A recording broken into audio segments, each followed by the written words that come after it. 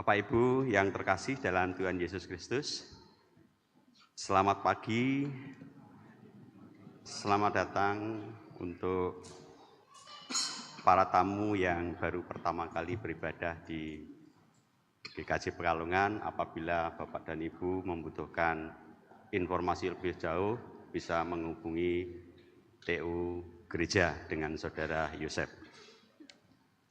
Ibadah kenaikan Kristus ke surga akan dilayani oleh Bapak Pendeta Dwi Argo Mursito.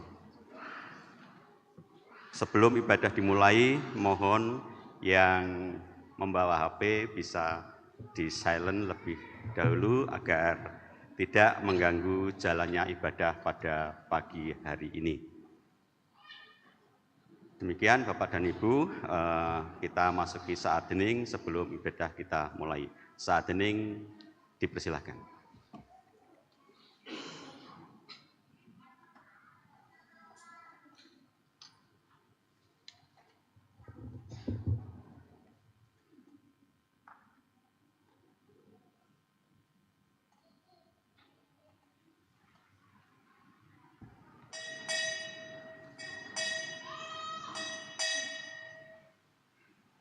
Jemaat dipersilahkan untuk berdiri, kita akan memulai ibadah pada pagi hari ini.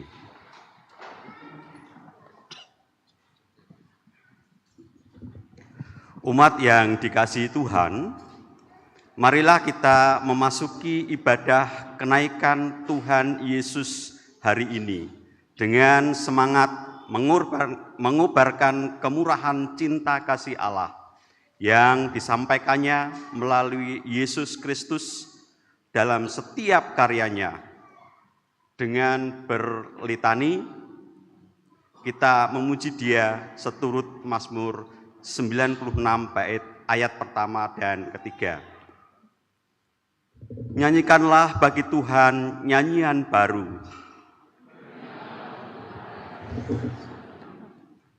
Bernyanyilah bagi Tuhan, pujilah namanya.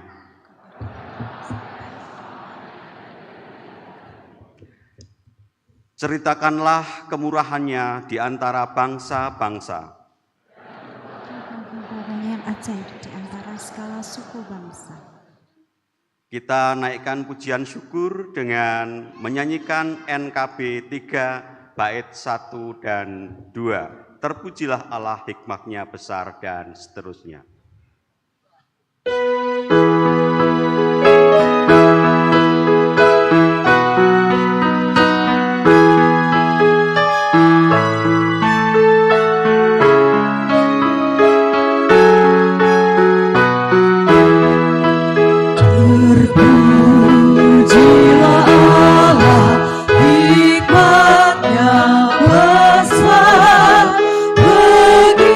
Begitu pasti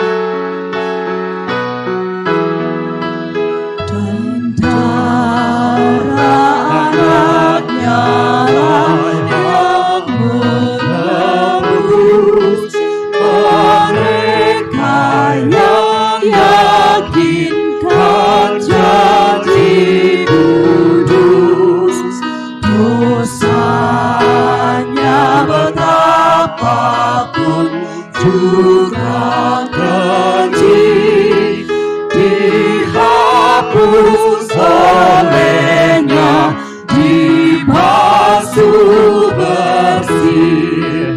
Pujilah, pujilah, buatlah dunia bergema, bergema, mendengar suaranya.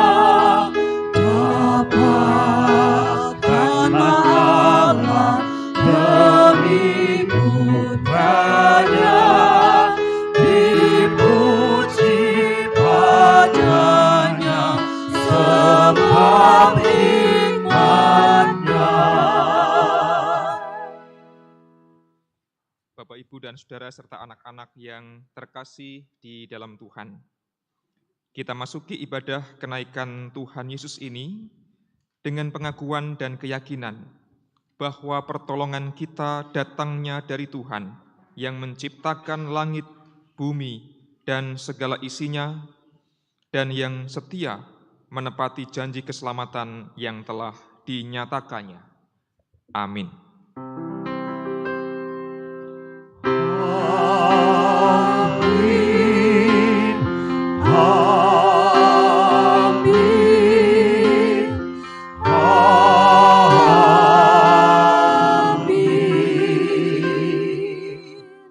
Kasih karunia dan damai sejahtera dari Allah Bapa kita dan dari Tuhan Yesus Kristus dalam persekutuan dengan Roh Kudus menyertai saudara sekalian. Saudara disilahkan duduk kembali. Ibu, Bapak, Saudara, anak-anak yang terkasih, segenap warga GKJ Pekalongan, warga tamu simpatisan, termasuk yang pada saat ini beribadah melalui kanal YouTube GKJ Pekalongan, kita merayakan sebuah peristiwa yang begitu istimewa dalam iman kita, yaitu kenaikan Tuhan Yesus ke surga. Dan kita akan menghayati sebuah tema, yaitu meneruskan karya ilahi Yesus di dunia. Jadi Kristus yang telah terangkat ke surga memberikan perintah kepada kita semua untuk meneruskan karya ilahi Kristus di dunia ini. Kiranya melalui ibadah ini kita bisa memaknai peristiwa kenaikan Kristus dengan sebaik-baiknya, dan iman kita pun akan senantiasa disegarkan. Kiranya setiap kita memiliki kerinduan untuk senantiasa dekat kepada Allah, seperti lagu yang akan kita pujikan bersama, seperti rusa rindu sungaimu.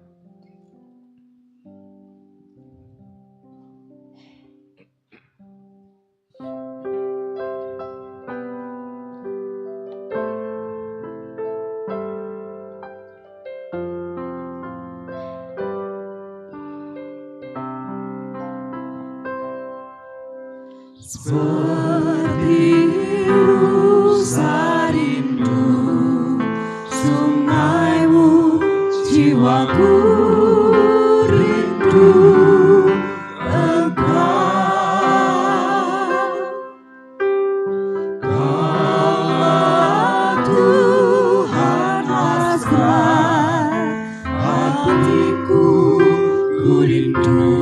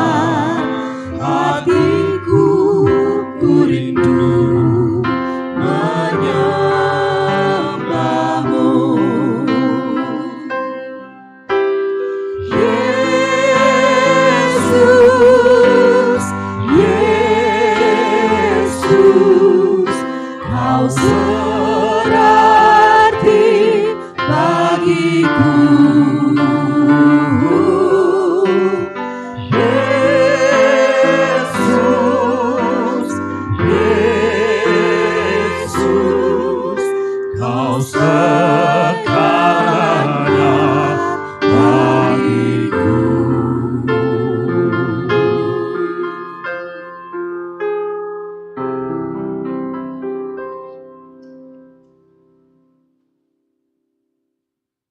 dalam kemurahan Tuhan, marilah kita mengakui ketidakseriusan kita menjadi murid-Nya. Acap kali kita malas belajar mengenali hal-hal yang dibutuhkan agar bisa menjadi murid-Nya. Pada kesempatan ini, biarlah kita mengalami kehangatan kasih-Nya yang mengampuni kita. Akan tetapi, kiranya kita bertekad memperbaiki diri agar bisa semakin menjalani panggilan sebagai murid-Nya dengan lebih sungguh. Marilah kita menyatakan penyesalan dosa kita di dalam doa.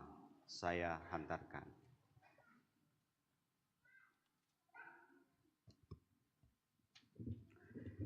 Ya Tuhan Allah, Bapa yang kami sembah dan kami muliakan dalam nama Tuhan Yesus Kristus.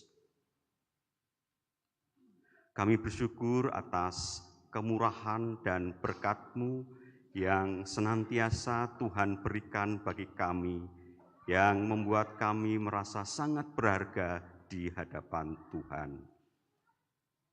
Namun Tuhan, kami menyadari bahwa seringkali kami mengecewakan Tuhan melalui sikap dan tindakan kami kepada sesama, baik itu kepada orang tua, kepada anak, kepada saudara, sahabat, maupun orang-orang di sekitar kami. Seringkali kami angkuh dan merasa diri kami paling benar dan paling hebat daripada orang lain. Kami sering memegahkan diri sendiri tanpa mengingat bahwa semua yang kami miliki adalah berkat pemberian Tuhan. Ampuni kami Tuhan.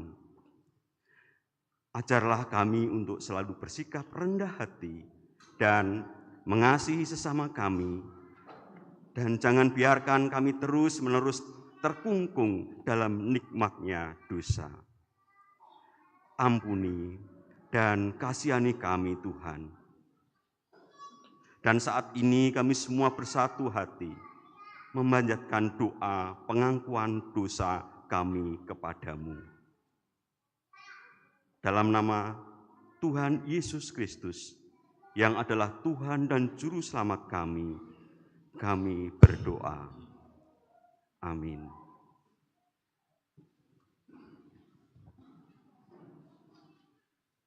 Kita naikkan nyanyian dari NKB 19 bait 1 dan 2. Dalam lautan yang kelam terancam jiwaku dan seterusnya.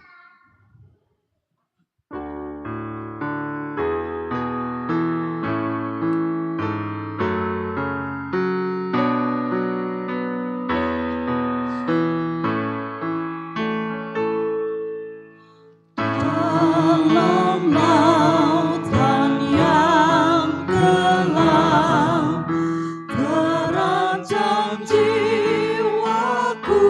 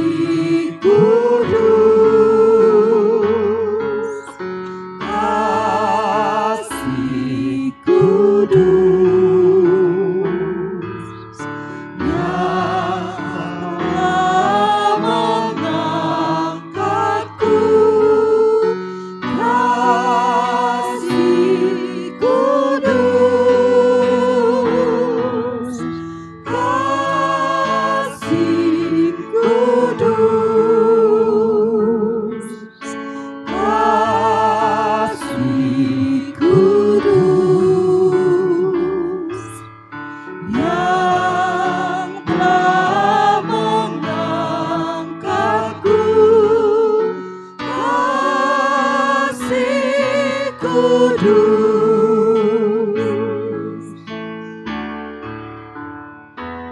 Baitnya yang kedua, kasihnya kudus besar, patut balas.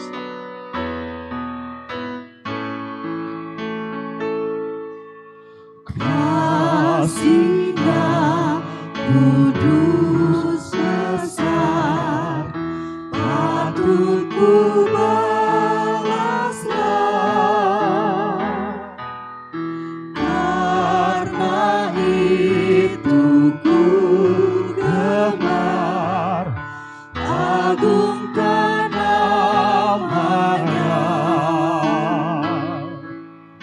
Ku serahkan hidupku bulat kepadanya, melayani Tuhanku selamanya.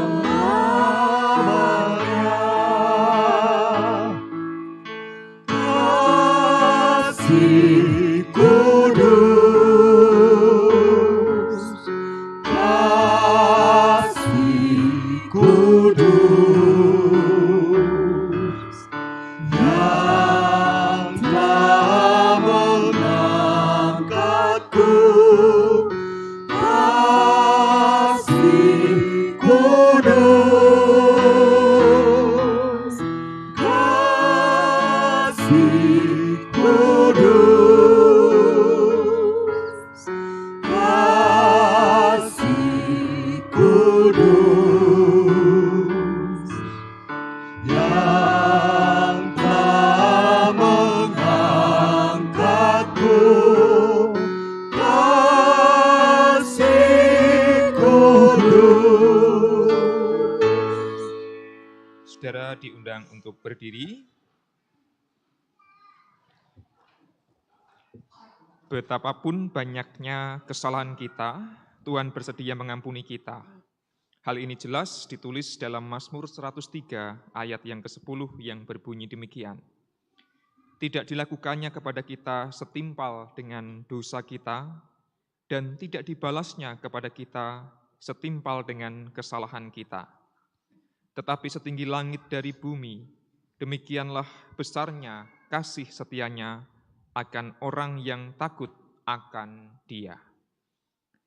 Bapak, Ibu, dan Saudara, begitulah yang kita yakini, sehingga ke depannya kita perlu membangun sikap hidup yang takut akan Tuhan. Syukur kepada Allah. Menghayati setiap anugerah Allah sepanjang hidup kita, mari kita bersyukur melalui PKJ 244, baitnya yang pertama. Sejenak aku menoleh.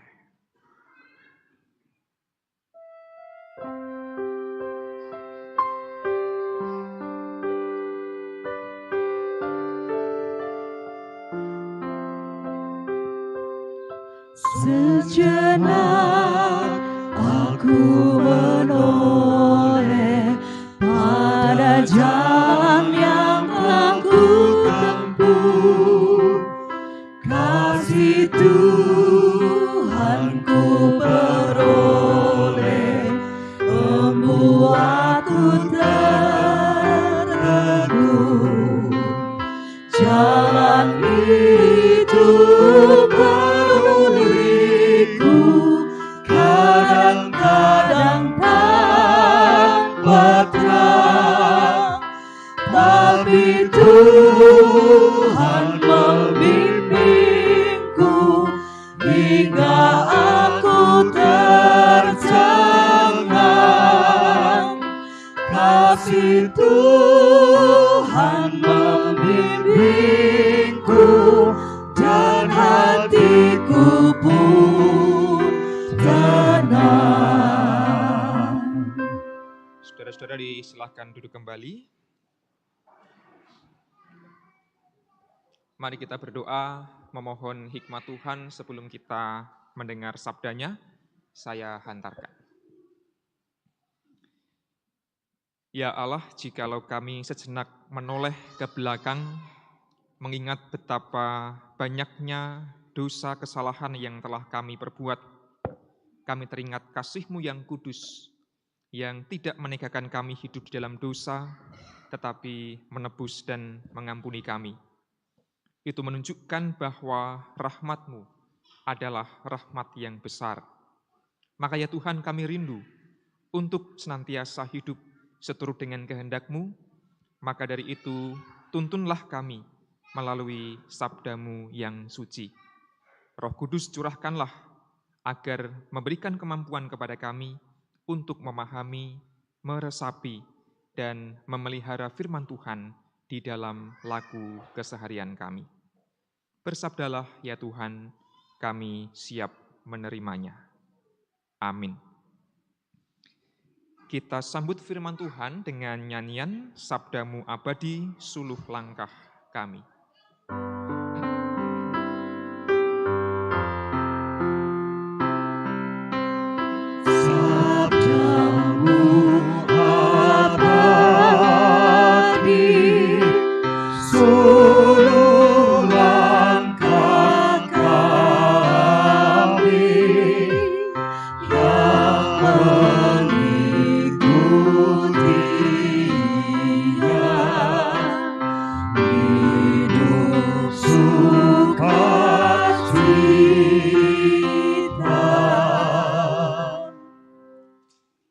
Bacaan pertama terambil dari Kisah Para Rasul 1 ayat 1 sampai 11 dengan judul Roh Kudus yang dijanjikan. Hai Theophilus, dalam bukuku yang pertama, aku menulis tentang segala sesuatu yang dikerjakan dan diajarkan Yesus, sampai pada hari Ia terangkat. Sebelum itu, Ia telah memberi perintahnya oleh Roh Kudus kepada rasul-rasul yang dipilihnya. Kepada mereka, Ia menunjukkan dirinya setelah penderitaannya selesai. Dan dengan banyak tanda, Ia membuktikan bahwa Ia hidup. Sebab selama 40 hari, Ia berulang-ulang menampakkan diri dan berbicara kepada mereka tentang kerajaan Allah. Pada suatu hari, ketika Ia makan bersama-sama dengan mereka, Ia melarang mereka meninggalkan Yerusalem dan menyuruh mereka tinggal di situ, menantikan janji Bapa yang demikian katanya. Telah kamu dengar daripadaku, sebab Yohanes membaptis dengan air, tetapi tidak lama lagi kamu akan dibaptis dengan Roh Kudus. Maka bertanyalah mereka yang berkumpul di situ, Tuhan, maukah Engkau pada masa ini memulihkan kerajaan bagi Israel? Jawabnya, Engkau tidak perlu mengetahui masa dan waktu yang ditetapkan Bapa sendiri menurut kuasanya. Tetapi kamu akan menerima kuasa kalau Roh Kudus turun ke atas kamu, dan kamu akan menjadi saksiku di Yerusalem, di seluruh Yudea, dan di Samaria, dan sampai ke ujung bumi. Sesudah Ia mengatakan demikian, terangkatlah Ia disaksikan oleh mereka, dan awan menutupnya dari pandangan mereka. Ketika mereka sedang menatap ke langit, waktu Ia naik itu, tiba-tiba berdirilah 2 orang yang berpakaian putih dekat mereka, dan berkata kepada mereka, Hai orang-orang Galilea, mengapakah kamu berdiri melihat ke langit? Yesus ini yang terangkat ke surga, meninggalkan kamu, akan datang kembali dengan cara yang sama seperti kamu melihat Dia naik ke surga. Demikian sabda Tuhan.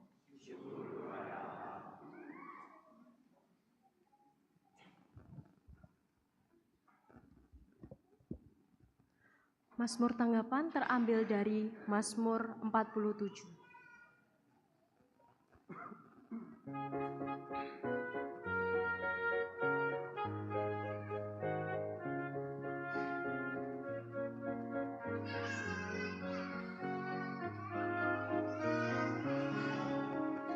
Allah telah naiklah, amin.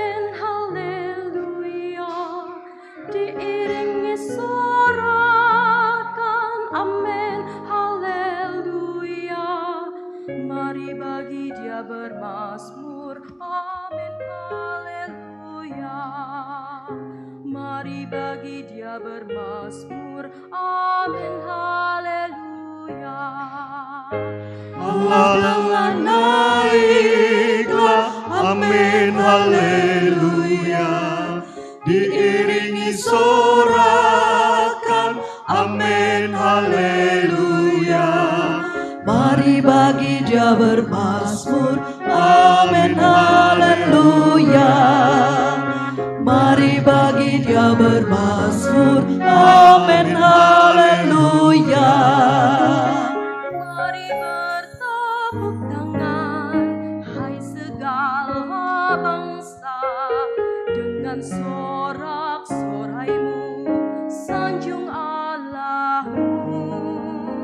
Karena yang maha tinggi, Tuhanmu yang dahsyat, Dia Raja yang besar atas seluruh bumi.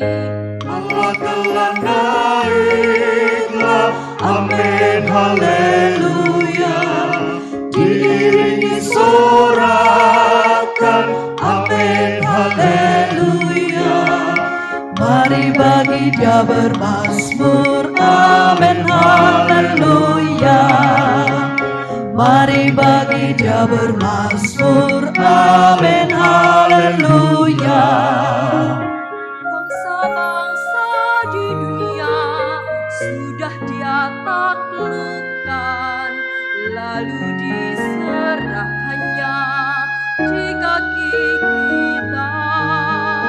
Tuhan yang memilih tanah perjanjian bagi kebanggaan Yakub yang dikasihinya. Allah telah naiklah, amin, haleluya. Diiringi sorakan, amin, haleluya. Mari bagi Dia bermazmur, amin, haleluya. Mari bagi Dia bermazmur, amin, haleluya. Allah pemimpin dunia, Raja bangsa-bangsa, di tahtanya yang kudus Allah menetap. Para pemuka bangsa adalah umat-Nya, yang punya perisai bumi, Kau Allah termulia. Allah telah naiklah, amin, haleluya. Diiringi sorakan, amin, haleluya. Mari bagi Dia bermazmur, amin, haleluya. Mari bagi Dia bermazmur, amin, haleluya.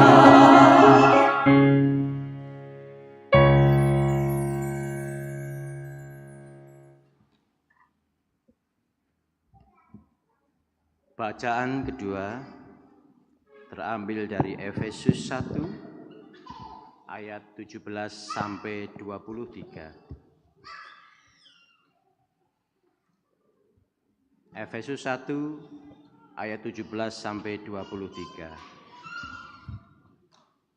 Dan meminta kepada Allah Tuhan kita Yesus Kristus, yaitu Bapa yang mulia itu, supaya Ia memberikan kepadamu roh hikmat dan wahyu untuk mengenal Dia dengan benar, dan supaya Ia menjadikan mata hatimu terang, agar kamu mengerti pengharapan apakah yang terkandung dalam panggilannya, betapa kayanya kemuliaan warisannya kepada orang-orang kudus, dan betapa hebat kuasanya bagi kita yang percaya, sesuai dengan kekuatan kuasanya yang besar,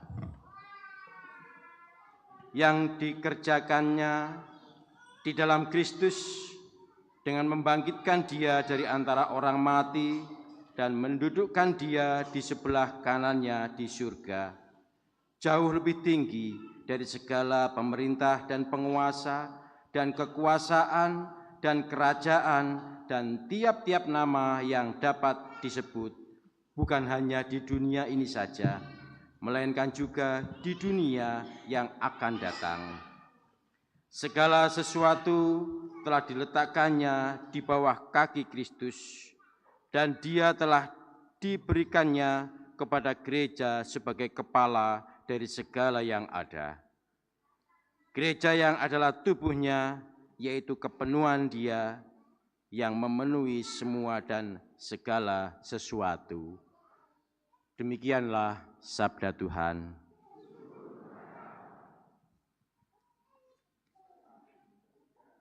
Bacaan Injil terambil dari Lukas 24 ayat 44 sampai 53. Lukas 24 ayat yang ke-44 sampai 53, beginilah kesaksiannya. Ia berkata kepada mereka, "Inilah perkataanku yang telah kukatakan kepadamu ketika aku masih bersama kamu, yakni bahwa harus digenapi semua yang tertulis tentang aku dalam Taurat Musa, nabi-nabi, dan Mazmur." Lalu ia membuka pikiran mereka sehingga mereka mengerti kitab suci. Katanya kepada mereka, "Ada tertulis begini, Mesias harus menderita dan bangkit dari antara orang mati pada hari yang ketiga, dan juga dalam namanya berita tentang pertobatan untuk pengampunan dosa harus diberitakan kepada segala bangsa, mulai dari Yerusalem. Kamulah saksi-saksi dari semuanya ini. Lihatlah, aku akan mengirim kepadamu apa yang dijanjikan Bapa-Ku. Namun kamu harus tinggal di dalam kota ini sampai kamu diperlengkapi dengan kekuasaan dari tempat tinggi." Yesus membawa mereka keluar kota sampai dekat Betania. Di situ ia mengangkat tangannya dan memberkati mereka. Ketika ia sedang memberkati mereka, ia berpisah dari mereka dan terangkat ke surga. Mereka sujud menyembah Dia, lalu pulang ke Yerusalem dengan sangat bersukacita. Mereka senantiasa berada di dalam bait Allah dan memuliakan Allah. Bapak, Ibu, dan Saudara, serta anak-anak yang terkasih, demikianlah Injil Yesus Kristus. Yang berbahagia ialah mereka yang mendengarkan firman Tuhan dan yang memeliharanya, serta melakukannya dengan setia di dalam kehidupan sehari-hari. Haleluya.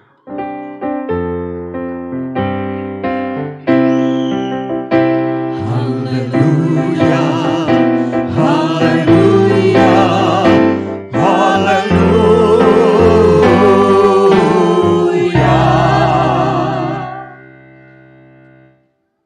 Ibu, Bapak, dan Saudara yang terkasih di dalam Tuhan, hari ini kita merayakan peristiwa yaitu kenaikan Kristus ke surga.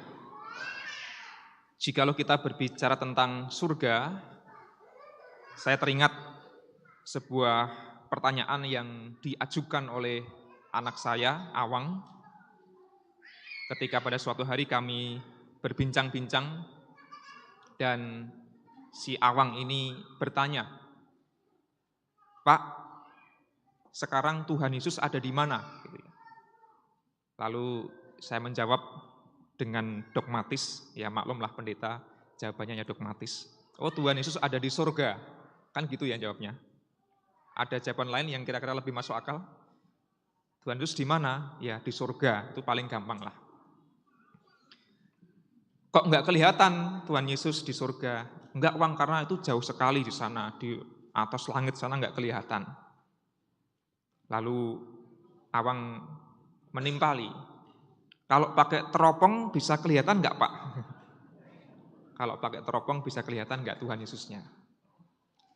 Mengapa Awang bertanya demikian? Karena pada suatu hari, beberapa hari sebelumnya, Awang kan suka melihat bintang-bintang di langit, lalu dia bertanya, "Kenapa kok kalau siang hari bintangnya tidak kelihatan?" Lalu saya menjelaskan, "Oh, sebenarnya ada bintang Wang di langit itu, cuma kalau siang nggak kelihatan. Kalau kamu mau melihat bintang di siang hari harus pakai teleskop kayak teropong tapi besar sekali. Nah itu beberapa hari yang lalu kami bicara itu, kemudian mengapa Awang bertanya atau usul gimana kalau kita melihat Tuhan Yesus pakai teleskop supaya kita bisa melihat Yesus di surga gitu ya. Nah memang menjawab pertanyaan anak-anak yang mulai kritis, banyak bertanya, tidak mudah Bapak Ibu dan Saudara terkasih, tetapi kalau kita ditanya sebagai orang-orang dewasa atau anak-anak muda, di manakah Tuhan Yesus sekarang?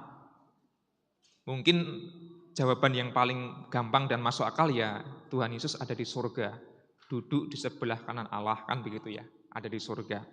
Tapi seperti apa di sana kita tidak pernah tahu.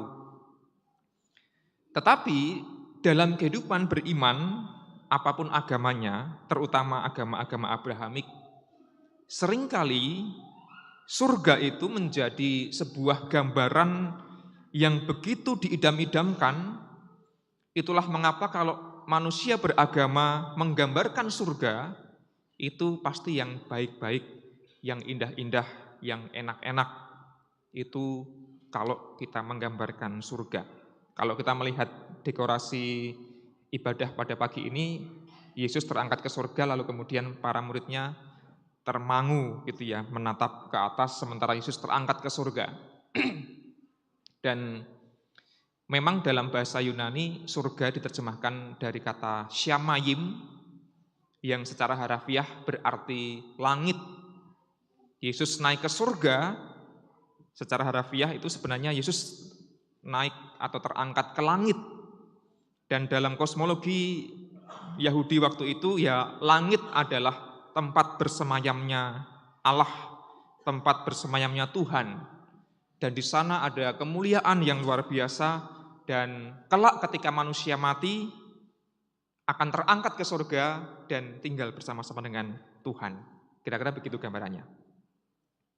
Tetapi penghayatan tentang surga ini menjadi masalah ketika banyak cara beragama yang terlalu menekankan pada surga sebagai sebuah tempat yang kelak kita akan menuju ke sana dan menjadi iming-iming surgawi. Orang yang cara beragamanya semacam ini seringkali, tidak selalu, seringkali kemudian melupakan atau mengabaikan tugasnya di dunia. Mengapa? Karena selak kepengen munggah swarga. Nuwun sewu, orang-orang yang rela bunuh diri demi agama itu adalah orang-orang yang sudah terlanjur didoktrin, dicekoki oleh ajaran wis penak kuwi ning swarga, ning donya kuwi ora penak, wis ndang ning swarga. Makanya mereka mau mengorbankan nyawanya demi segera mlebu swarga, kira-kira begitu. Bagaimana dengan Yesus, Bapak, Ibu, dan Saudara yang terkasih? Kalau kita cermati Injil Lukas serta kitab Kisah Para Rasul, Injil Lukas maupun Kisah Para Rasul dua-duanya ditulis oleh Lukas. Si Lukas ini, penulis Injil Lukas dan penulis Kisah Para Rasul, menggambarkan Yesus bukanlah sosok yang mengajarkan kepada para muridnya untuk tergiur dan semacam mengiming-imingi surga kepada para murid. Dan hal inilah yang menurut saya menjadi menarik untuk kita renungkan dalam ibadah kenaikan Kristus. Jikalau Yesus naik ke surga seperti gambaran ini, kemudian berpesan kepada para muridnya di sebuah bukit di daerah Betania, bisa saja Yesus memerintahkan kepada para muridnya untuk mengabarkan kepada orang banyak surga itu enak, misalnya gitu. Surga itu menyenangkan, surga itu indah, di surga itu tidak ada penderitaan, di surga itu bisa ketemu bidadari yang cantik-cantik misalnya, di surga itu bisa ketemu artis-artis yang ganteng-ganteng misalnya gitu. Di surga itu kita bisa makan apa saja, bebas, tanpa takut kolesterol dan tensi dan diabetes dan sebagainya gitu ya. Diiming-imingi begitu kan bisa. supaya para muridnya itu rada ayam sithik. Tetapi Yesus bukan sosok yang memerintahkan para muridnya untuk mengajarkan tentang surga, memerintahkan para murid untuk mengabarkan dan menceritakan tentang suasana surga. Bukan itu yang Yesus ingin para muridnya mewartakan kepada sesama. Tetapi saya ingin fokus di ayat yang ke 46 dan 47. Ada tertulis, Mesias harus menderita dan bangkit dari antara orang mati pada hari yang ketiga, dan juga dalam namanya berita tentang pertobatan dan pengampunan dosa harus diberitakan kepada segala bangsa mulai dari Yerusalem. Maka kalau kita kembali ke tema kita hari ini, meneruskan karya ilahi Yesus di dunia, apa sih karya ilahi Yesus di dunia ini yang harus dikabarkan dan diwartakan kepada dunia? Yesus mengatakan pertobatan dan pengampunan dosa harus diberitakan kepada segala bangsa mulai dari Yerusalem. Jadi yang diceritakan, yang dikabarkan, yang disebarkan itu bukan soal surga itu begini, begitu, begitu. Ya boleh sih, tetapi yang paling penting bagi Yesus, misinya di dunia harus terus dilanjutkan, yaitu mewartakan pertobatan dan pengampunan dosa. Di mana manusia bertobat dan di mana dosa manusia diampuni? Ya di dunia ini, ya sekarang ini, ya di sini ini. Tidak nunggu nanti kalau sudah sampai ke surga. Maka fokus Tuhan Yesus bukanlah pada kehidupan kelak, melainkan kehidupan sekarang dan di sini. Nah, saya ingin mengajak kita untuk merefleksikan bahwa pertobatan dan pengampunan dosa itu berlaku dua sisi. Pertama adalah untuk diriku sendiri, tetapi yang kedua adalah untuk sesamaku. Untuk diri kita sendiri, tapi kita juga diminta untuk mengabarkan kepada sesama kita pertobatan dan pengampunan dosa. Maka ada 4 refleksi yang bisa kita renungkan berpijak dari perintah Tuhan Yesus ini. Kalau kita ingin mewartakan pertobatan, kalau kita ingin mewartakan pengampunan dosa, maka yang pertama adalah kita perlu menghayati hidup yang berpusat pada anugerah Allah. Pengampunan dosa, pangapuntening dosa menika anugerah saking Gusti Allah. Bukan kita yang berusaha menggapai pengampunan dosa itu, semata-mata anugerah. Mengapa demikian? Kehidupan spiritual yang sehat adalah kehidupan yang berpusat pada anugerah, blessing oriented, bukan berpusat pada dosa, sin oriented. Ada banyak orang yang isi pikirannya, hatinya itu dosa, penghukuman, kesalahan. Nah, iman Kristen mengajak kita untuk tidak berpusat pada dosa, pada kesalahan, pada penghukuman. Tentu kita berdosa, tentu kita bersalah, tapi kecenderungan orang-orang yang mengatakan, ya saya ini kan orang berdosa, ya ini manusiawi lah kalau saya berbuat salah, kan begitu ya. Oh kita itu dulu jatuh dalam dosa. Seringkali pijakan awal kita untuk memahami keselamatan itu adalah manusia awalnya terjatuh dalam dosa. Leres nggih? Dumawah ing dosa karena Adam Hawa makan buah apel. Sorry, bukan buah apel ya, buah pengetahuan tentang yang baik dan yang buruk. Maka teologi yang berpusat pada anugerah Allah menarik ke belakang bukan pada soal peristiwa kejatuhan manusia dalam dosa, melainkan pada penciptaan.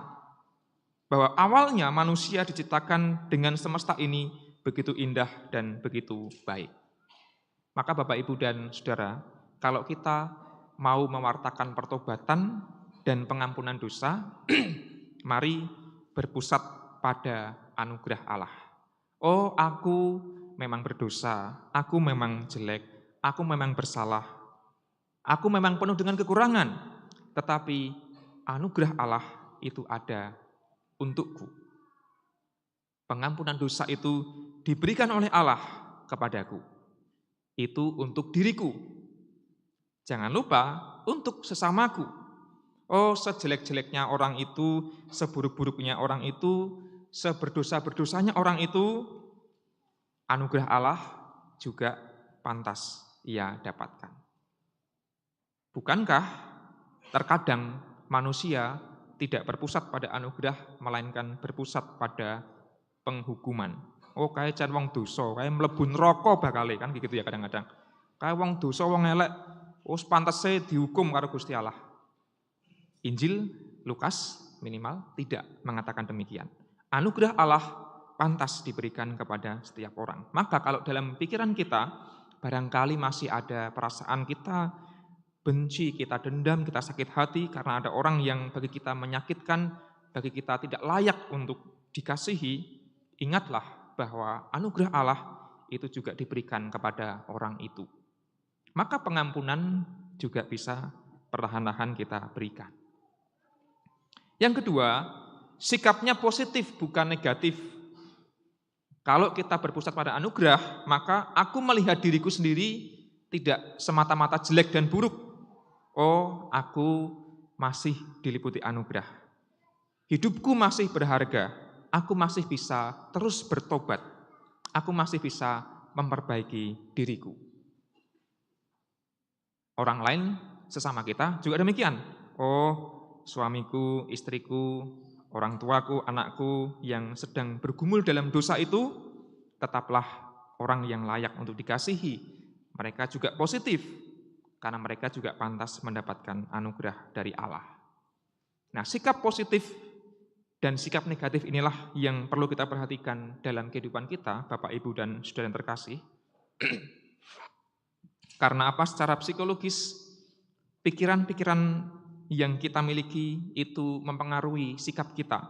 Kalau kita punya pikiran yang negatif melulu tentang diri kita tidak akan berkembang. Bertobat berarti ada harapan, aku mau berubah. Ya, aku berdosa, ya aku jelek, aku salah.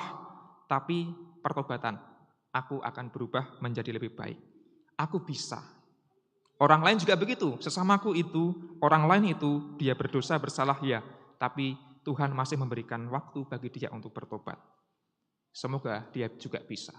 Memandang kehidupan dengan positif akan juga memancarkan energi yang positif bagi diri kita sendiri, namun juga bagi sesama kita. Yang ketiga, jikalau kita memandang positif berkat anugerah Allah, maka fokusnya adalah pada pemulihan, bukan penghukuman. Fokusnya adalah pada pemulihan, restorasi, bukan penghukuman. Mengapa ini menjadi penting, Bapak, Ibu, dan saudara, kalau kita melihat konteks Gusti Yesus ketika ia hidup? Ada banyak sekali penghayatan iman yang diajarkan oleh ahli Taurat, orang Farisi, yang cenderung menghukum, yang cenderung menghakimi, sehingga orang-orang yang merasa kecil, yang berdosa, itu sulit untuk bertumbuh imannya. Oh ya, memang saya ini berdosa, saya ini pantasnya dihukum, saya ini calon penghuni neraka yang dalam, tidak layak masuk ke surga yang mulia itu. Kenapa? Karena ada pasal-pasal Taurat yang dikenakan kepada mereka, dan mereka hidupnya semakin tersingkir. Tapi Yesus mewartakan pemulihan. Yesus makan dengan orang-orang berdosa, dia menyembuhkan orang-orang yang kerasukan setan, Yesus menjangkau orang-orang yang dianggap kafir, dan seterusnya dan seterusnya. Fokus Yesus adalah merangkul, memulihkan mereka. Kalian tetap pantas dikasihi dan pantas untuk bertobat, bukan menghukum. Maka orang Kristen sebisa mungkin diajak untuk berfokus pada pemulihan. Ya, awalnya adalah pemulihan diri kita masing-masing. Aku terus berproses memulihkan diri, sesamaku yang sedang bergumul pun juga sedang memulihkan hidupnya. Kita tidak pantas untuk menghukum, menghakimi diri sendiri, termasuk juga menghakimi sesama kita.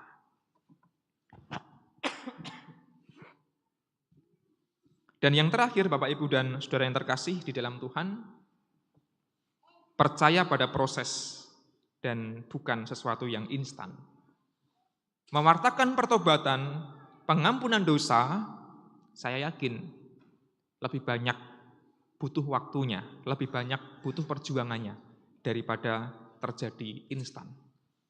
Barangkali kalau dosa kesalahannya hanya kecil sepele, kita bisa dengan cepat berubah dan bertobat. Tapi bukankah seringkali kita harus menunggu waktu yang lama, proses yang tidak mudah, jatuh bangun hanya untuk bertobat. Dan bangkit dari keterpurukan dosa tidaklah mudah. Kadang sudah mau bertobat, tergoda lagi, tergiur lagi, dan berdosa lagi. Diulangi lagi, begitu seterusnya. Terkadang bertobat butuh proses yang panjang. Termasuk sesama kita. Ada orang-orang yang kita lihat, kawet biyen kok ya uripe sembarangan. Kawet biyen kok ya ijik nindakke dosa terus. Nah, percaya pada proses artinya menghargai bahwa ada karya Allah di dalam Roh Kudus yang juga menuntun orang itu untuk terus berproses. Dan memang terkadang tidaklah instan. Demikian pula pengampunan dosa. Kalau kita mengampuni, seringkali butuh waktu yang lama, seringkali butuh perjuangan yang tidak sebentar. Nah, Bapak, Ibu, dan saudara yang terkasih di dalam Tuhan, kalau kita menghayati kenaikan Kristus ke dunia, ini bukan soal surga yang indah-indah, yang mulia, yang agung, dan seterusnya semata. Ya, kenaikan Kristus adalah sebuah penghayatan iman, keyakinan bahwa Yesus dimuliakan di tempat yang maha tinggi, yang sungguh indah, yang sungguh mulia, dan sungguh luar biasa. Tetapi kita tidak diminta oleh Gusti Yesus untuk memikirkan semata-mata surga sebagai sebuah tempat di atas sana dan baru dirasakan kelak kalau kita sudah meninggal dunia. Yesus menghendaki agar suasana surga yang diidam-idamkan itu bisa diwujudkan di dunia, tempat di mana kita hidup saat ini dan di sini. Caranya bagaimana? Dua kata kunci tadi itu. Bertobat dan mengampuni. Kita bertobat, sesama kita bertobat, Tuhan Allah mengampuni dosa kita, kita pun diajak untuk mewartakan pengampunan. Berita tentang pertobatan, berita tentang pengampunan dosa, itulah yang harus kita teruskan sebagai karya Kristus di dunia ini. Semoga Bapak, Ibu, dan saudara yang terkasih dalam Tuhan, kita semua dimampukan untuk terus mewujudkan suasana surga itu dimanapun kita berada.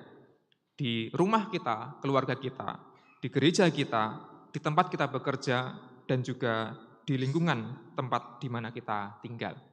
Jikalau kita mewartakan, mengajak, mendorong pertobatan, dan terus mengupayakan pengampunan, maka relasi akan bisa terwujud dengan lebih indah. Dan bukankah itu adalah suasana surgawi yang kita impi-impikan? Mari terus berjuang di tengah segala kelemahan kita berkarya seperti karya Kristus di dunia ini.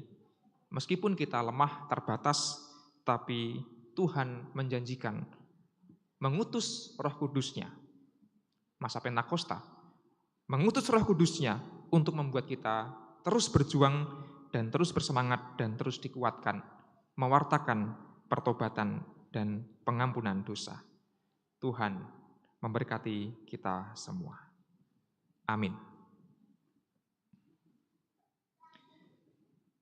Kita masuki saat teduh, dan di dalam saat teduh kita akan ditolong oleh anak kita terkasih, Gloria, yang akan menyanyikan sebuah lagu You Raise Me Up. Sebuah lagu yang menggambarkan bahwa di tengah segala keterpurukan, di tengah segala dosa, Tuhan yang akan selalu mengangkat kita untuk kembali bangkit. Kiranya demikianlah penghayatan kita, untuk terus berjuang, bertobat, memperbaiki diri, dan juga memberikan pengampunan kepada orang-orang yang bersalah kepada kita.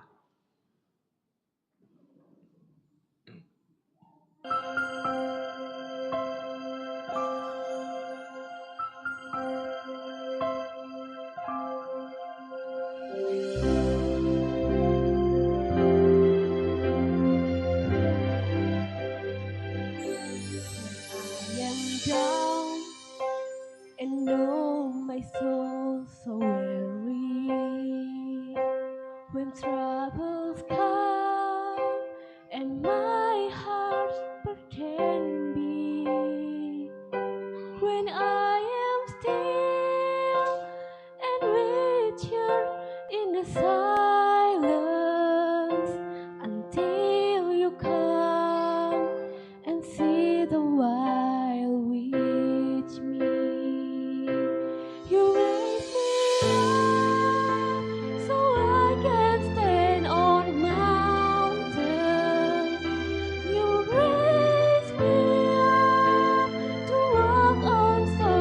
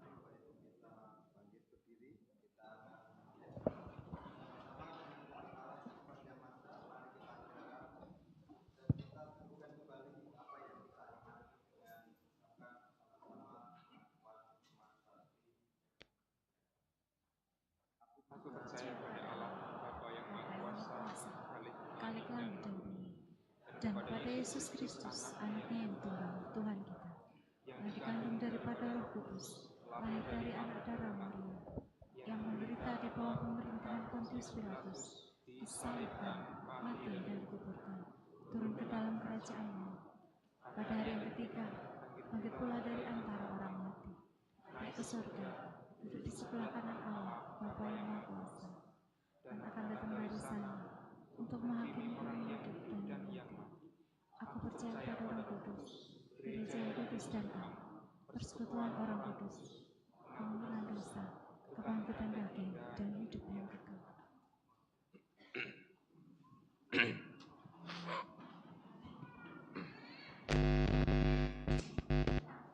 Mari kita bersama-sama berdoa menaikkan syafaat.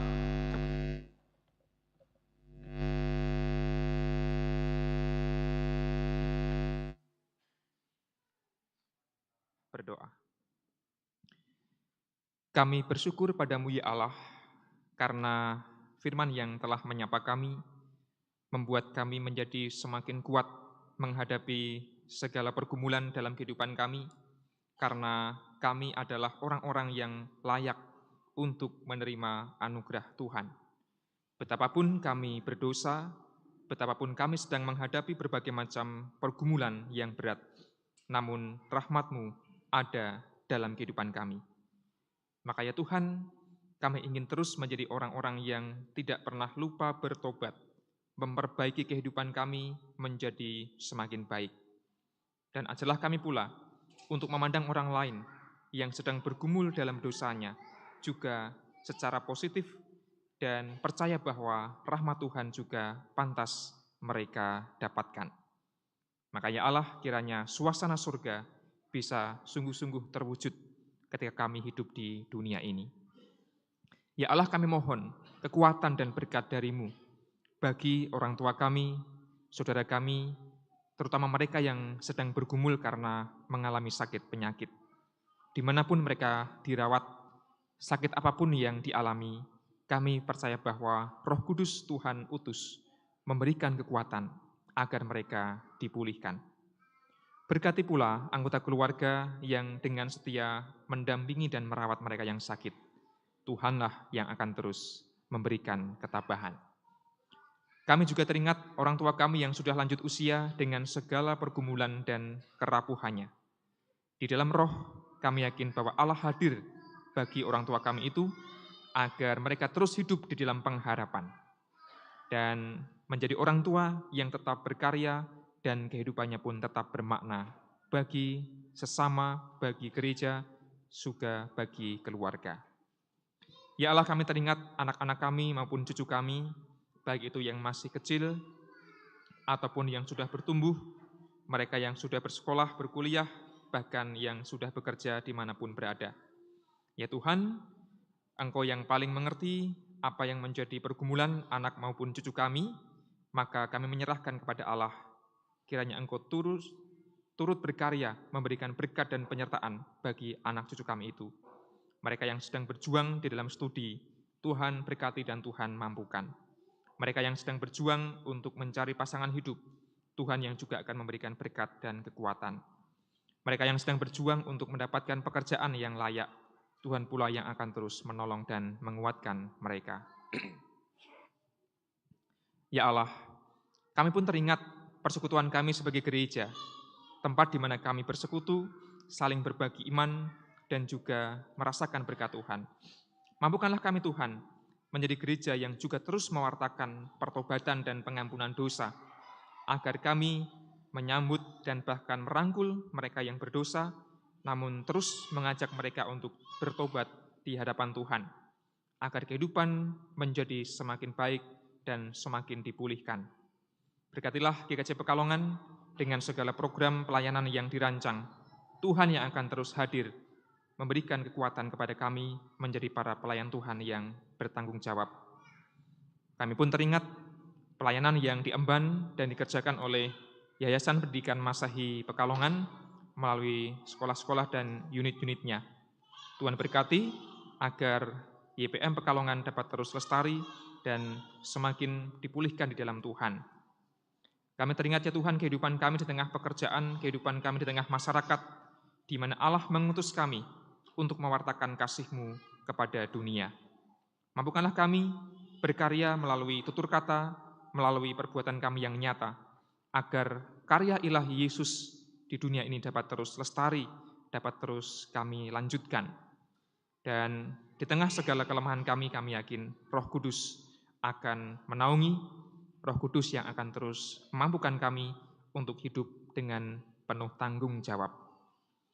Ya Allah, akhirnya kami menyerahkan doa kami ini ke dalam tangan Tuhan, tangan yang kami tahu penuh kasih, tangan yang akan terus menopang dan menuntun langkah kehidupan kami. Di tengah segala suka dan duka kehidupan yang kami jalani, kami pasrah dan berserah hanya kepada kasih Tuhan saja. Doa kami pinta di dalam nama Yesus Kristus, Juru Selamat kami yang telah naik ke surga. Amin.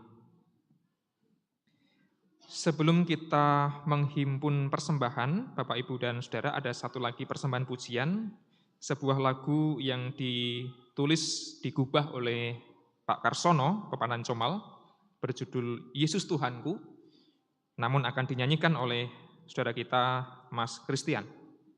Disilakan, Mas Christian.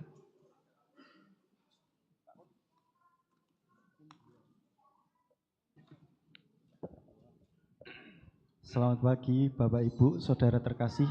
Lagu ini diciptakan oleh Pak D. Karsono dan akan kita sajikan.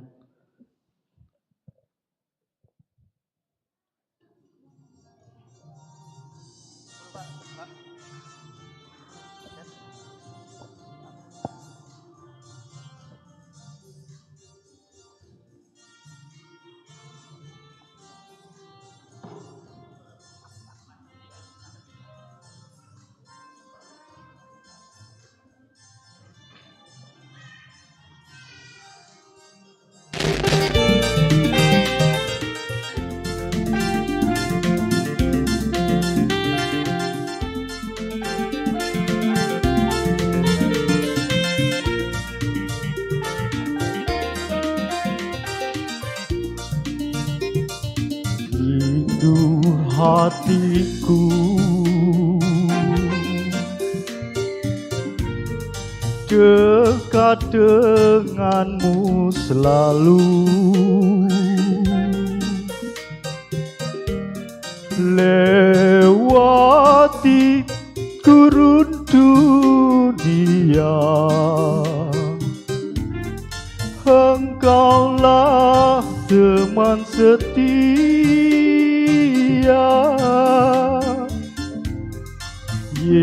Yesus Tuhanku, nama indah di seluruh bumi, di sisimu bersamamu.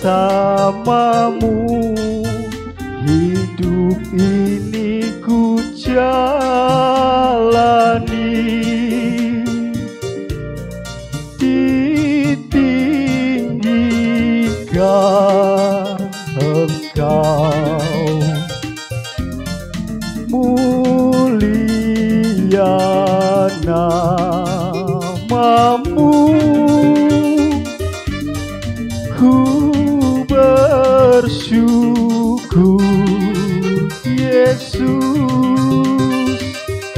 kan ku puji seumur hidupku. Yesus Tuhanku, kasih-Mu utuh sehingga kini. Di sisimu bersamamu selalu, surga indah menanti.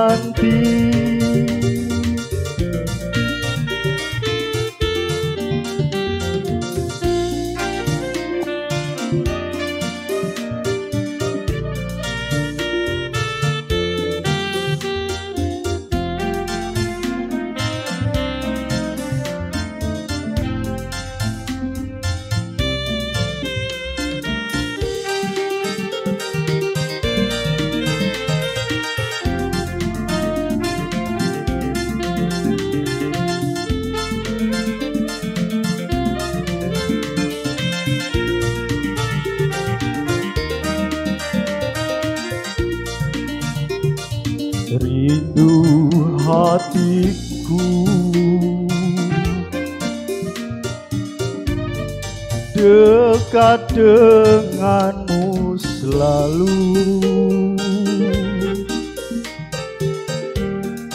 Lewati gurun dunia, Engkaulah teman setia. Yesus Tuhanku,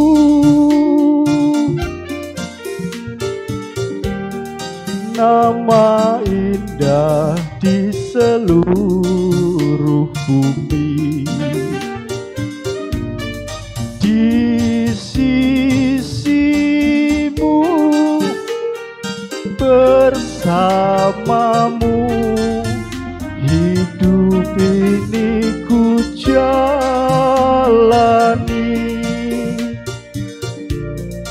Ditinggikan Engkau, mulia namamu. Ku bersyukur Yesus, kan ku puji seumur hidupku. Yesus Tuhanku,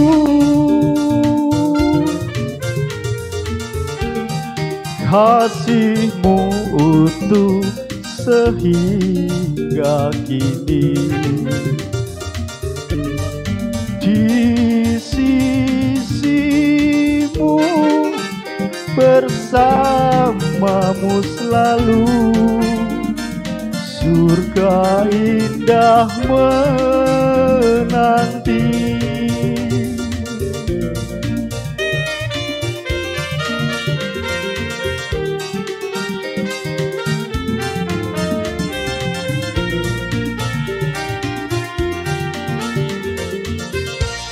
Matur nuwun.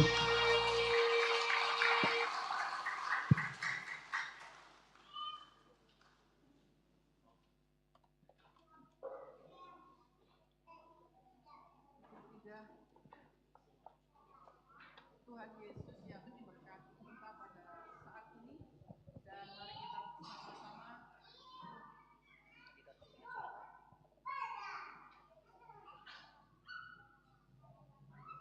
Tuhan yang sampai saat ini tetap memberkati kita setelah kita mendengarkan firman Tuhan, dan saat ini pula kita diberi waktu untuk bersembah. Sebelum kita mempersembahkan persembahan, mari kita bersama-sama dengarkan firman Tuhan dari Kolose 3 ayat yang ke-17.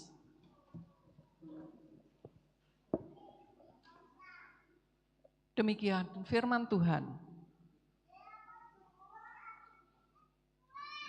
Hidup kita hendaknya dipersembahkan sebagai ungkapan syukur kepada Tuhan, karena dengan kebaikannya Ia telah menebus kita dari dosa. Marilah kita mendengar sabdanya. Segala sesuatu yang kamu lakukan dengan perkataan atau perbuatan, lakukanlah semuanya itu dalam nama Tuhan Yesus, sambil mengucap syukur melalui Dia kepada Allah Bapa. Demikian firman Tuhan. Mari kita bersama-sama iringi dengan NKB 133 bait 1 dan kedua. Syukur padamu ya Allah atas segala rahmat-Mu, dan seterusnya.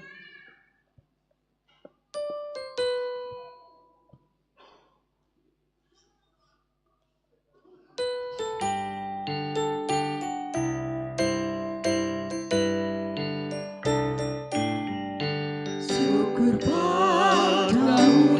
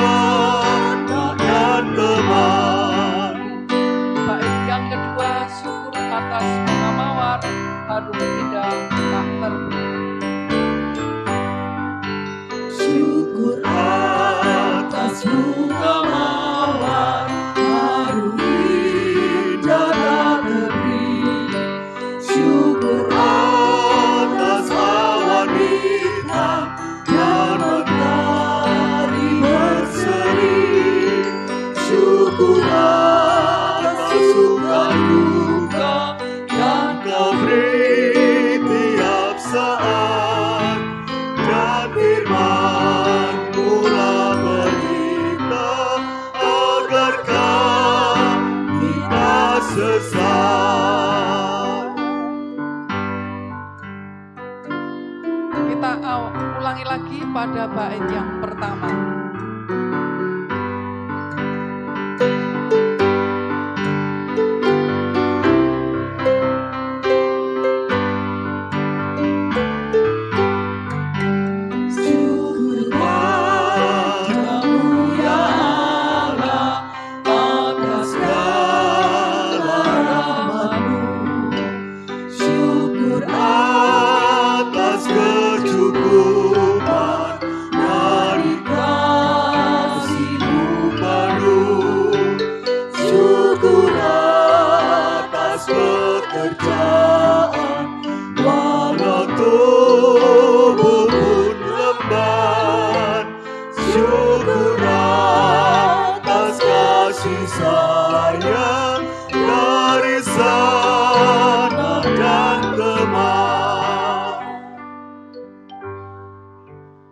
Jemaat yang dikasihi Tuhan, mari kita bersama bangkit berdiri.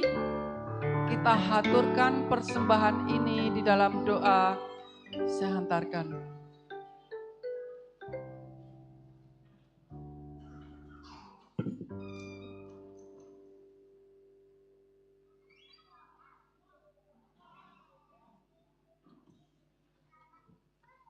Mari kita bersama berdoa. Syukur kepadamu ya Allah atas segala berkat nikmat yang telah kami terima dari hari yang telah lampau dan sampai saat ini. Berkat rohani, berkat jasmani yang telah kami rasakan. Tetapi Tuhan, di dalam kehidupan kami ada banyak hal yang tidak sesuai dengan kehendak-Mu. Ampuni Tuhan, ampuni Tuhan. Kami telah menerima berkat rohani lewat Bapak Pendeta Argo. Mampukan kami Tuhan untuk kami tetap siap mau bertobat dan siap mau mengampuni. Mampukan kami untuk setia mengikut jalan Engkau. Lorong-lorong yang telah Kau siapkan, kiranya Tuhan kami untuk tuntun di dalam lorong sesuai dengan kehendak-Mu. Kami percaya Tuhan, langkah kami selanjutnya, kami tidak tahu apa yang kami perbuat. Maka dari itu Tuhan, semua kami sandarkan hanya di dalam nama Tuhan Yesus. Saat ini setelah kami bersembah, Engkau juga akan memampukan kami menurut kehendak Tuhan. Bila kami bersembah pada saat ini ada selip dosa dan tidak sesuai dengan kehendak Tuhan, ampuni Tuhan dosa kami. Kami serahkan kepada para pengelola persembahan, dari persembahan apapun. Tuhan tolong Engkau juga memampukan dan layakkan sesuai dengan kehendak Tuhan. Kami berserah, bersandar di dalam nama-Mu, dan doa ini kami panjatkan di dalam nama Tuhan Yesus yang telah mengajar doa Bapa kami.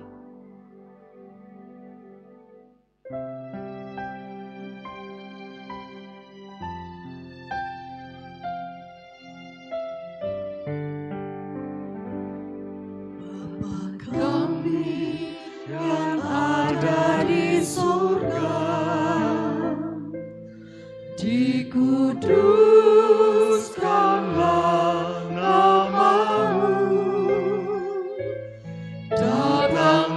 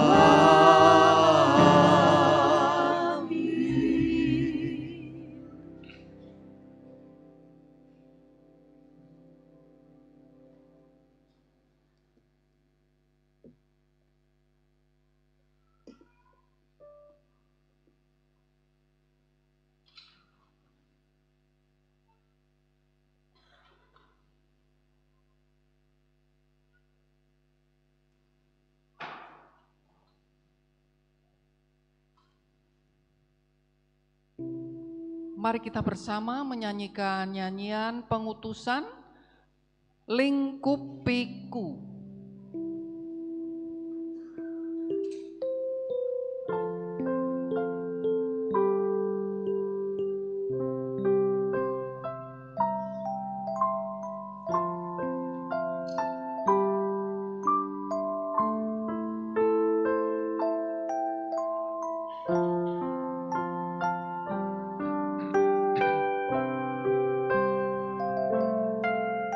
Dinyanyikan 2 kali.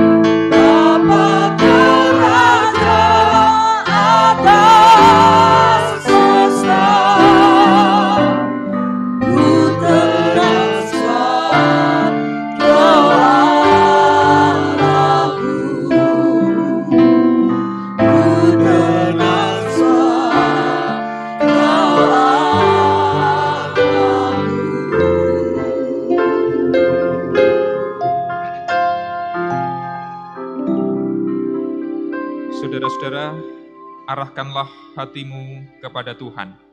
Kami mengarahkan hati kepada Tuhan. Jadilah saksi bagi Kristus. Kami siap melaksanakan karya Terpujilah Tuhan Allah kita, kini dan selamanya. Dan terimalah berkat-Nya. Kiranya anugerah Tuhan Yesus Kristus, kasih setia Allah Bapa, dan persekutuan Roh Kudus menyertai saudara sekalian kini dan sampai selamanya.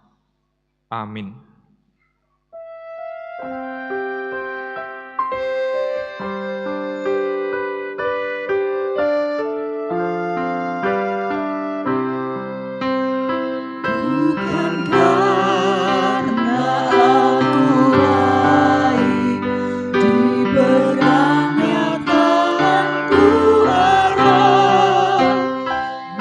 Tuhanku.